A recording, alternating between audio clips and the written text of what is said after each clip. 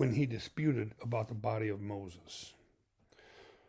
Okay, now, why didn't God want people to know where Moses was buried? I mean, you think of the Jews throughout the past, throughout all time, all eternity, they stand in front of a brick wall and pray to it. So they're very big on idols and everything. God knows they would have set something up, a shrine, and they would have worshipped there. And God didn't want that. So that's why God buried him secretly in a secret place.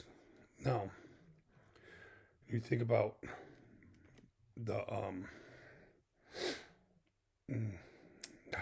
lost my train of thought.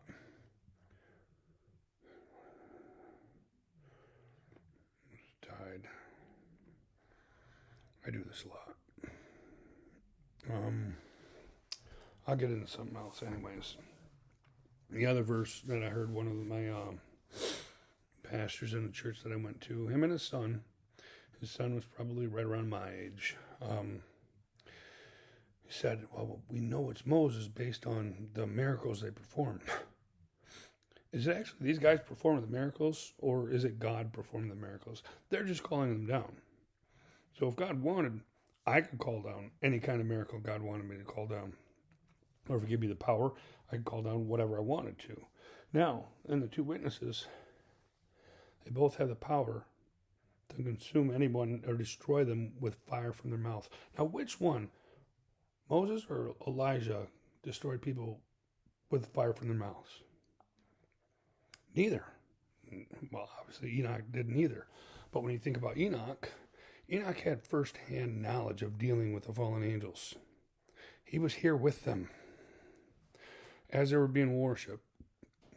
So he knows more about the fallen angels than anyone else alive or ever lived.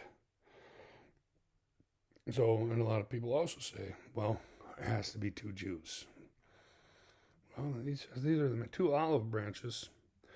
The anointed ones, which we know Enoch was an anointed one, so was Elijah. We also know, no matter what, you can relate it to or not, Enoch is still of the bloodline of the Jews. Even though he doesn't represent them, I say Enoch represents the church. So we are the branch that's grafted in. And when you get down to it, I mean, if you think about it, he would represent the Gentiles, and Elijah would represent the Jews. So, I know there's more. This being my first video, I should have just opened up the Bible and read these verses to where it was a little better to understand. But, I mean, you get the point here. I'm just getting... Listen, I didn't have a teacher, okay? I read the Bible. I read the New Testament. I cleared my mind, and I prayed for understanding. Now, you get a lot of people that have these YouTube channels, and they get on there, and they want to, all of a sudden, they open it up, they turn on their video, and then they want to start with a prayer. You know what? The Bible's pretty clear on that. Do your prayer behind a closed door. Do it to yourself, for yourself, through God. You're not supposed to be making a spectacle of it. You're supposed to be doing that. That's something personable between you and God. So when you act, I'm not saying anyone's acting,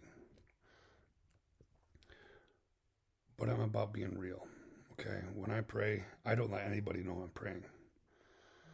And I do pray a lot. I don't pray near as much as when I should. I don't think I pray even close to as much as what I should.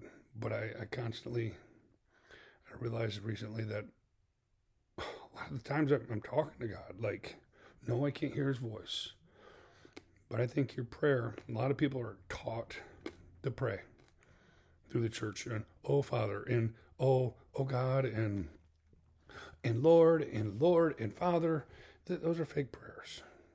Talk to him just like you would talk to your dad standing in front of you. just like you would talk to a loved one. God doesn't want a machine talking to him. He wants your heartfelt conversation. Don't pray to him asking for things all the time. Talk to him. He hears you. There's so many things that's happened to me recently that I can't explain.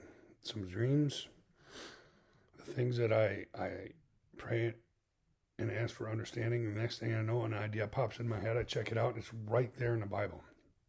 It's something I've never seen before.